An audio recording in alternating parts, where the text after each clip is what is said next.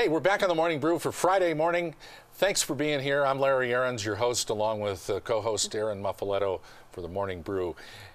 Really pleased to welcome our guest in studio today, and it's Rob Perry. Rob is the Chief Administrative Officer for the City of Albuquerque, and Rob and I have known each other a long time. I think we first met since when you were Corrections Secretary for the state of New Mexico. Right, a few years ago. Yeah, that was back in the mid to early 90s, I think, Larry. That's amazing. So, yeah. It's good to see you. You look great. It's great to be on the air with you guys. Great show. Looking forward to our discussions. Erin, nice to see you. Good to see you too. Yes, ma'am. We have a lot going on in Albuquerque, and I mean, there's a lot to talk about, so I'm going to jump right in it. So the first project that Albuquerque's redeveloping is the rail yard. And a lot of people around Albuquerque know the rail yard from movies, as movie sets. So can you tell us a little bit about what's going to happen to it? Sure. And Aaron, what I think is interesting about the rail yard is that people forget the historical precept or value of the rail yard, that back in the early mid-1900s, it was basically the centralized location for the Santa Fe Railroad, where a lot of the maintenance and service work was done on all the east to west, west to east traffic. And so it's a 27-acre site that's down by Iron and 2nd Boulevard. And what we plan on doing with that is to renovate it, and to the extent of there's a lot of old historic buildings on the property itself. Again, it's 27 acres. We have a public-private partnership with Samatar Development. They did Culver City, California, and these folks specialize in going into kind of rundown or historically abandoned neighborhoods or complexes and renovating them and revitalizing them. This particular project is going to be renovated to the extent of we want mixed use. That means about half of it is going to be economic development for light manufacturing, technology companies, and things like that Samatar has those relationships with. And the other half is going to be mixed use as it relates to historical, cultural facilities, and some residential. So we want to bring people downtown, both from the west side where you're from and the northeast and all around the city, bring them downtown and also get folks to live and work downtown as well. Right, that's awesome. How old is that building again? It goes back to the turn of the century? Yeah, the complex itself was one of the largest complexes in the city. And it's funny because I talked to, I've lived here 35 years, and I talked to a lot of people that have lived here a long time, and they'll tell me like how their grandfathers used to work there, and it was like the Sandia Labs. Yeah, it really was. The big employer in town. It really was, yeah, and it's got some unbelievable history and culture and real New Mexico roots to it. It's got some great potential for modern day development. You're going to keep that as well. That's what we want to do. We want to keep that. And again, we're doing it with a public-private partnership where the master developer will be responsible for taking on a lot of the cost associated with the development of it. So we have skin in the game, yes, but we don't want to put an inordinate amount of taxpayers' money at risk. Yeah. So the vision is to have people come down, visit, tour around, dine down there, and make it a real lifestyle area. That's it, and it's a long-term plan. The first part of the plan is what's called interim use, and that was approved for appropriation of about $1 million. We're taking the old mechanic shop, basically, which is a very, very large, what would be kind of similar to an airplane hangar. That's where they did a lot of the work on the trains themselves. And for interim use, we're going to put a new roof on that building, some canopies on the outside, bathrooms, electrical posts, so that we can use it over the course of the next several years. As the bigger project develops, we can use it for car shows, for musical events, and again, a public gathering space for things. So we got about the short-term, mid-term, long-term plan.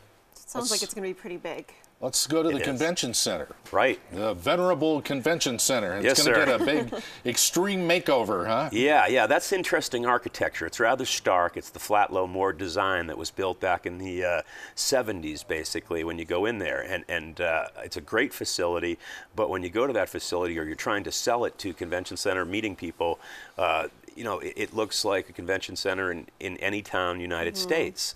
And our plan for it, and I think that's shown on the monitor, is to bring about this new wave contemporary style to it. So it becomes much more New Mexican. It's something that people can remember and we can sell to folks that are from other parts of the country as part of the culture and the history and the uniqueness of the New Mexico Albuquerque experience. What we're going to do with it is do the outside architecture and facades on the west side complex. We're going to put a nice, beautiful patio deck that's shown in the right portion of the diagram that's on the monitor, so you can get that outdoor sunsets and things like that for business meetings.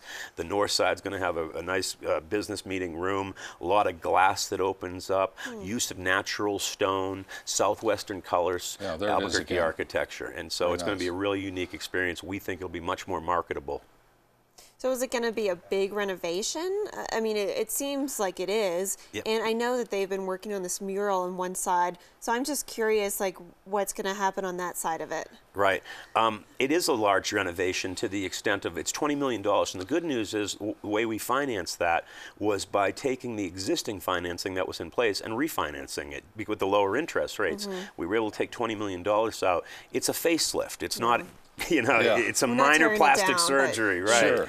But, you know, it was creative the way we did it. There's really no additional cost to the taxpayers. The marketability to the business industry itself for citywide conventions increases significantly. And most of all, the folks of Albuquerque get to use that for, you know, public space and something to be proud of and to be around. So we're real excited about it. It's great. I know I've gone to other convention centers and it just doesn't compare. Yeah, right. And I'm excited we're doing this finally. I think we'll attract more people, thus giving us better economy, bringing more conventions to Albuquerque. That's the idea. All right, yes, Erin's our West Sider. She's really and so dialed in on this Paseo project, as am I. All right, Erin, have at him. All right. So I've been hearing that in fall, construction will begin. So my question is, what can we expect? And I mean, as it is, the commute, I mean, I don't have to deal with the 8 o'clock commute. Right. However, for those people that do, it can be a mess. Indeed. And I'm curious how it's going to affect with this construction. Right. I think what we're trying to do is do smart construction. What I mean by that is do the off-road projects and entryways and exit ways whereby what's existing there today will not be affected at all in the first phase. We want to build things so that they're ready once they open up to take that traffic so that the construction itself doesn't complicate or add to the traffic congestion problem. That's an excellent question. You know, so many people in the community have been asking us and Mike Reardon from the Department of Municipal Development that question. What's interesting about that project is that it's a federal highway, Interstate 25, a state road, Paseo Del Norte, and really the $90 million is coming $50 million from the city, $30 million from the state, $5 million from the county, and then the balance from the feds. In the old days, when we built 550 up to Farmington or 287 out to Roswell, about 80–90% of that funding would come from the federal government. But because of the paralysis and the lack of a substantive transportation funds coming out of Washington, if you've got a traffic congestion problem and you need it fixed in your community, you can't really count on Washington to do that as much as they did. So the city of Albuquerque stepped up, and I think that speaks volumes to the leadership of city council, the mayor, and the community to basically approve those bonds to say, we'll make an investment. That investment means safer roadways, less traffic congestion, almost, I think it reduces the segment trip time through that corridor by 60% after we have the flyovers. Right. Traffic safety, economic development for the area itself, $90 million in construction on the streets, and a whole host of benefits. I really think it's something that's long overdue. Initially was programmed at about $350 million. We had to pare it back to $90 million, but I think the solution is slated to be effective for 15 to 20 years. When are we going to see orange barrels and dirt start to move out there? That's the $60,000 question, right? Or 90 million in this case. I think, quite honestly, that should be happening by the end of this summer. That's when we're going to see the construction begin. The construction is slated for about an 18-month period for completion around December of 2014, Larry. And one more fast question, since you're going to start it then. Will this affect the Balloon Fiesta traffic at all at that time? We're going to try to mitigate any sort of effect on that. We're doing some work on Alameda right now that you may have noticed, basically, and trying to get that out of the way first, and some other surface major arterials and the like. But, you know, our traffic folks at DMD Construction and Traffic Engineering, they're very mindful of the displacement and inconvenience the traffic construction causes. Sure. But unfortunately, sometimes it's got to get a little worse before it gets better. And I assure you that with the build out of Paseo and I-25, it will be significantly better. Because it's not just the west side. That is the gateway to northwestern New Mexico. There's all types of folks using that corridor. Wow, this has been a fast visit. We're out of time already. Oh my gosh. You got to come just back started. now. I know. We're warming up. You betcha. I didn't get any secrets out of you, and that's my job. But it's great to see you, Rob. It's good to see you too, Larry and Aaron. It's just a pleasure being on here. And we're just down the street from City Hall, so come on down. I'd be glad to come back. Coffee's always on here at the Morning Brew. That's what I hear. It smells pretty good too. Thanks again. Good to see you. Thank you, Rob. Gotcha.